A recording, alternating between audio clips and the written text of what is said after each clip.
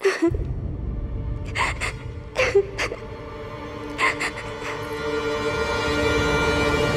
किसका क्रंदन है? प्रतीत होता है कोई अवश्य अत्यधिक पीड़ा में है।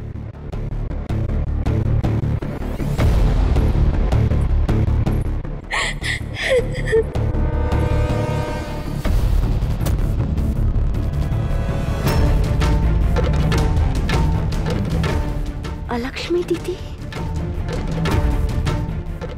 इस अवस्था में?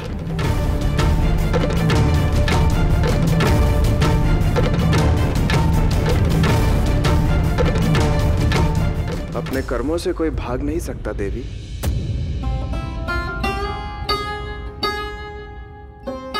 सभी को अपने कर्मों का फल भोगना होता है, फिर चाहे वो स्वयं आपकी बहन ही क्यों ना हो। परंतु प्रभु, मैं लक्ष्मी दीदी को इस अवस्था में नहीं देख सकती। वो जैसी भी है तो मेरी बहन ही। वो इस तरह रो रही है और मैं प्रसन्न कैसे हो सकती हूँ? अपने कर्मों का दंड वो भुगत चुकी है। क्या हम उनके लिए कुछ नहीं कर सकते? क्या उनके लिए कोई भी उचित स्थान नहीं है? स्थान अवश्य होगा देवी, आप चिंतित ना हो। इस सृष्टि में यदि कोई प्राणी और किसी वस्तु की उत्पत्ति हुई है तो उसके पालन की भी व्यवस्था होती है। हर व्यक्ति और हर वस्तु के लिए एक सुनिश्चित स्थान सदैव से तय रहता है। हाँ, किंतु कौन सा स्थान किसके लिए है यह स्पष्टतः उनके कर्मों पर निर्भर करता है। यदि कोई प्राणी अपने कर्मों में सुधार कर अपने जीवन में परिवर्तन लाता है तो परिणाम स्वरूप उनके स्थान में भी परिवर्तन आ जाता है। आपकी ज्येष्ठा के लिए भी एक सुनिश्चित स्थान अवश्य होगा। आप हमारे साथ चलिए, देखते हैं कि वे परिवर्तन के लिए तैयार है या नहीं।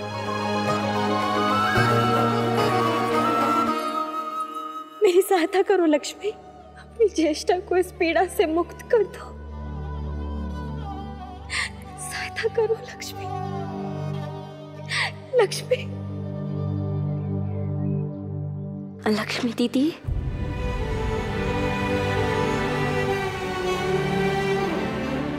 लक्ष्मी,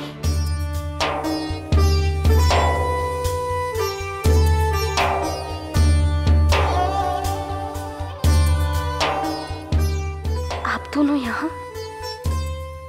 मैंने आप लोगों के साथ इतना कुछ किया, फिर भी आप दोनों ने मेरी पुकार सुन ली। मैं आपकी इस उदारता को नमन करती हूँ। हम यहाँ केवल इसीलिए आए हैं क्योंकि तुम्हारी बहन तुमसे निस्वार्थ प्रेम करती है।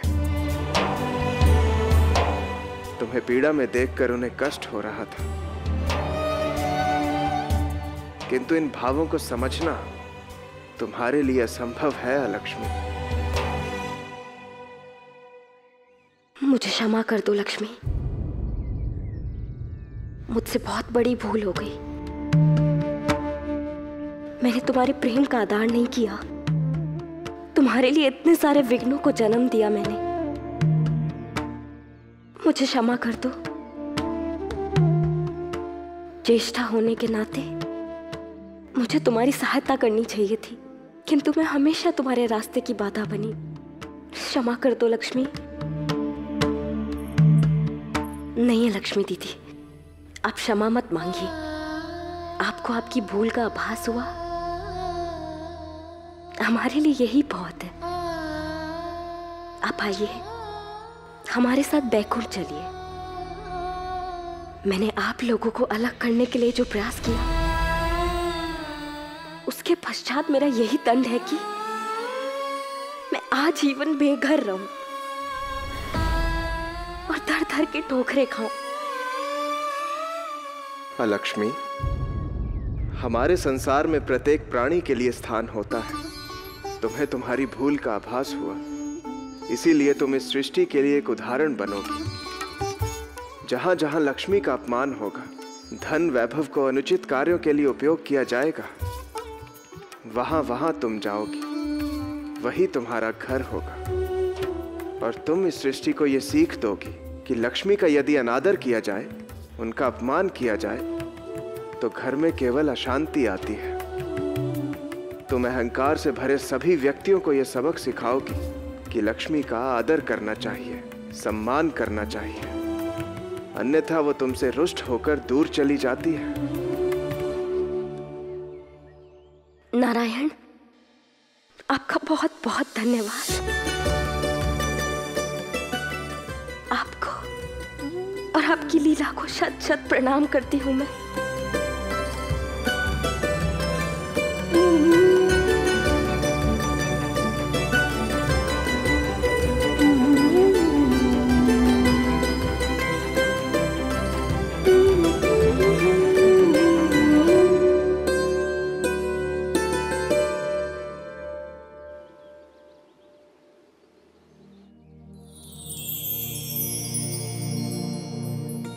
अंततः तुम्हारा श्रृंगार पूर्ण हुआ।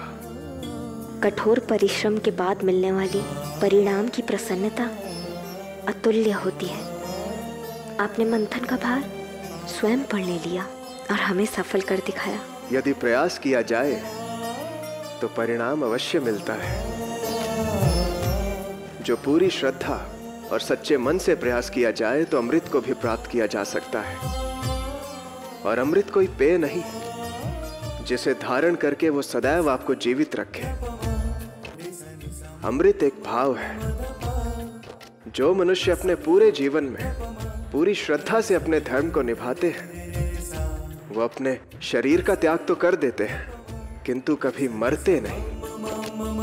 वो तो इस संसार के भावों में और विचारों में सदैव जीवित रहते हैं। और जो जीवन को अमृत बना दे वो भाव है प्रेम। यदि मनुष्य के जीवन में प्रेम हो तो वो उसकी प्रेरणा भी बन जाता है। एक ऐसी प्रेरणा जो मंदार पर्वत को हिला सकती है, क्षीर सागर जैसे अनंत समुद्र मंथन करा सकती है। हर असंभव को संभव करने वाले भाव को प्रेम कहते हैं। और प्रेम का दूसरा नाम है लक्ष्मी नारायण।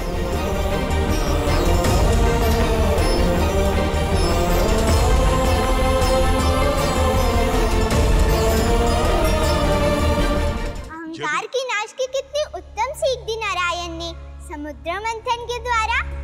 ज्ञान का अहंकार तो सभी को होता है, परंतु अहंकार का ज्ञान होना अति आवश्यक है। और प्रभु नारायण हमें सदैव यही करवाते हैं। तो समुद्र मंथन के बाद तो सृष्टि से अहंकार पूरी तरह मिट चुका होगा ना? नहीं सृष्टि, अच्छाई के दीपक का उजाला संसार को तभी प्रकाश दे सकता है जब तक कि उसका सामना बुराई के अंधकार से ना हो। कलयुग अपने बुराई को चरम सीमा पर ले जाना चाहता था। इसके लिए क्रोध अलंकार को तो उसने प्राप्त कर ही लिया था।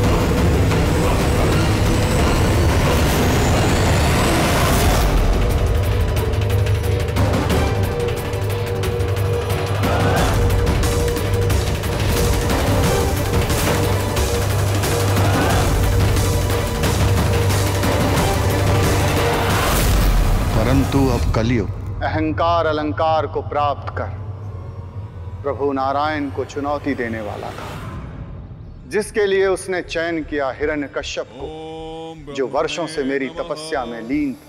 ओम ब्रह्मणे नमः। ओम ब्रह्मणे नमः।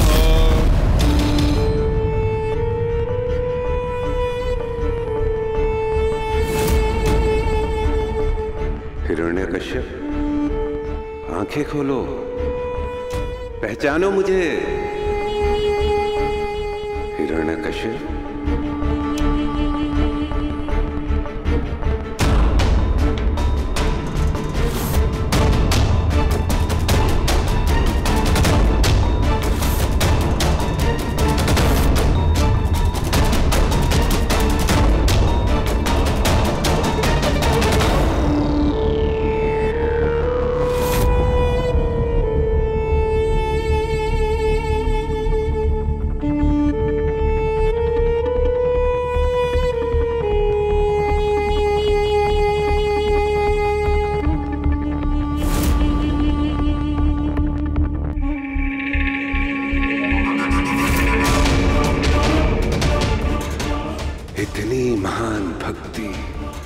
किंतु देखो तुमसे मिलने कौन आया है।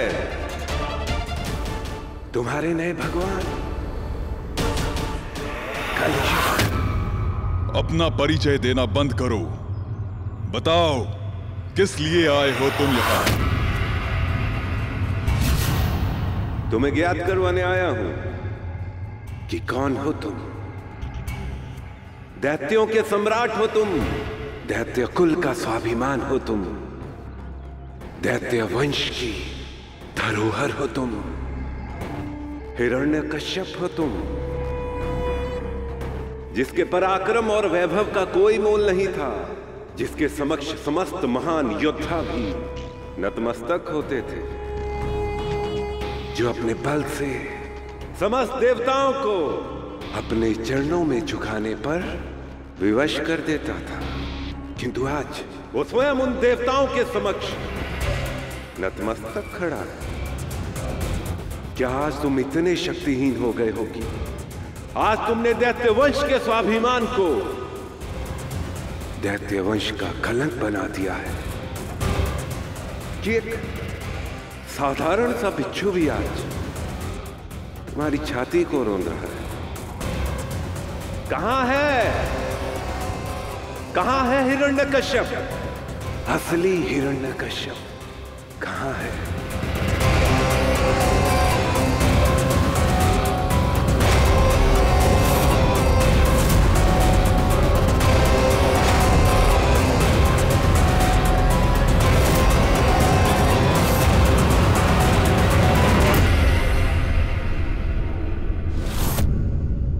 प्रायश्चित नहीं हिरण्यकश्यप, तेरा सर्वनाश होगा। किंतु ये मेरा दोष नहीं है। अरे मैं तो केवल उस बीज को सींचूंगा जो तेरे अंदर है, जिससे मुझे मिलेगा मेरा दूसरा विकार, अहंकार, अलंकार।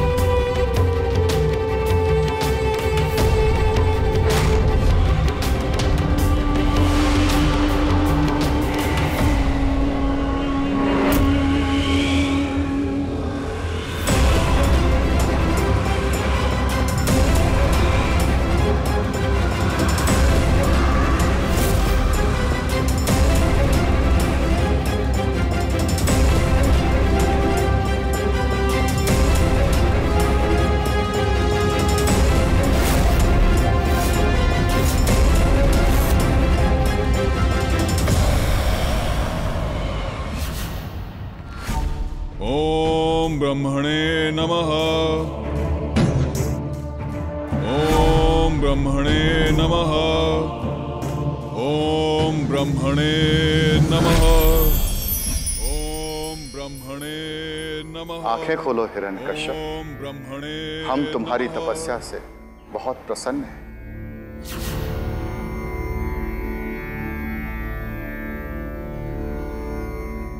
प्रणाम ब्रह्मदेव।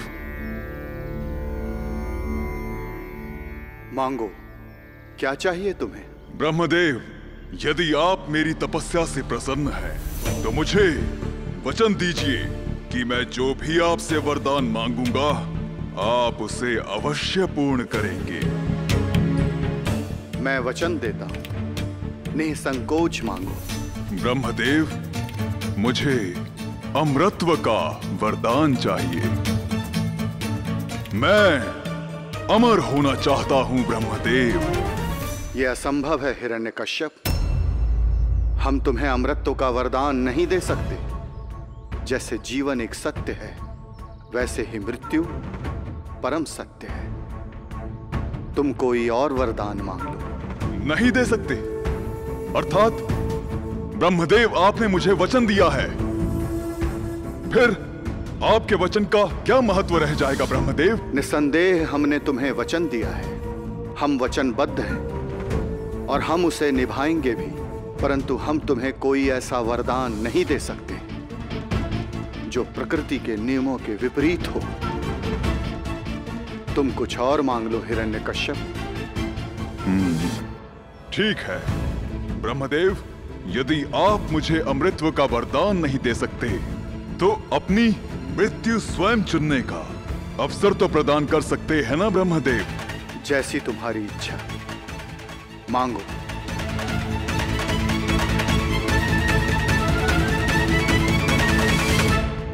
ठीक है ब्रह्मदेव, फिर आप मुझे ये वरदान दीजिए कि ना मैं अस्त्र से मर सकूं और ना ही शस्त्र से, ना मुझे देवता मार सकें और ना ही दानव, ना मुझे मनुष्य मार सके और ना ही पशु, ना मैं दिन में मर सकूं और ना ही रात में, ना मैं धरती पे मर सकूं और ना ही आकाश में, ना मैं घर के भीतर मर सकूं और ना ही घर के बाहर। ब्रह्मदेव, ऐसा वरदान दीजिए मुझे फिर आप।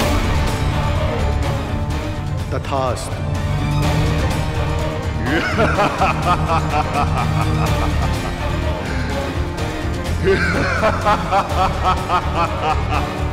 कली ने हिरण्यकश्यप के मन और आत्मा को अहंकार से भर दिया था और उसके अंत के बाद वही अहंकार कली के लिए उसका अलंकार बनने वाला था। ब्रह्मदेव, ऐसे तो कलयुग बहुत शक्तिशाली होता जाएगा ब्रह्मदेव। क्रोध विकार उसे मिल चुका है, अहंकार भी मिलने वाला है। ऐसे तो फिर जब तक नारायण और महादेव की मित्रता जीवित रहेगी तब तक तुम्हारा संतुलन कोई नहीं बिगाड़ सकता। हाँ, ये सत्य है, कलयुग में क्रोध, द्वेष, अहंकार, लोभ, ईर्ष्या जैसे विकार सदैव रहेंगे, परंतु इन्हीं विकारों को समाप्त करने के लिए नारायण और महादेव मनुष्य जाति को सीख देते रहेंगे। ये कैसा वरदान दिया ब्रह्मदेव ने हिरण्यकश्यप को? ऐसा वरदान तो अमरता के ही तुल्य है। ऐसा वरदान पाकर तो एक सन्यासी भी क्रूरता का अधिपति बन जाए। ब्रह्मदेव ने वही किया जो एक भगवान अपने भक्त के लिए करता है। उन्होंने अपना देव धर्म निभाया है और एक भक्त की भक्ति का फल दिया है उसे। अब यह तो हिरण्यकश्यप पर ही निर्भर करता है कि वो इस वरदान का किस प्रकार से उपयोग करता है। किंतु प्रभु, हिरण्यकश्यप ना तो एक सन्यासी है और ना ही एक साधारण मनुष्य। वो तो एक दैत्य राजा है। वो इस वरदान का दुरुपयोग भी कर सकता है। इस वरदान के कारण यदि हिरण्यकश्यप के हृदय में भक्ति के स्थान पर अहंकार ने घर कर लिया तो उसे याद दिलाने के लिए भी कोई होना चाहिए ना। आपकी इस मुस्कुराहट के पीछे का उद्देश्य मैं भली भांति समझती हूँ। अवश्य ही आपके हृदय में कोई नई लीला जन्म ले रही है। हाँ देवी, हिरण्यकश्यप को सदा ही भक्ति और सत्मार्ग का अनुसरण करते रहना होगा और यदि वो अपने मार्ग से भटका तो उसे याद दिलाने के लिए मेरा भक्त उसके घर में जन्म लेगा, उसके पुत्र के रूप में। एक ऐसा भक्त जिसके मन में सच्चाई, करुणा और प्रेम वास करेंगे, जिसकी भक्ति के सामने ना डर टिकेगा और ना ही लालच उसकी भक्ति कम कर पाएगा। वो जहां भी जाएगा वहां केवल आनंद ही आनंद होगा। इसलिए उसका नाम होगा प्रहलाद।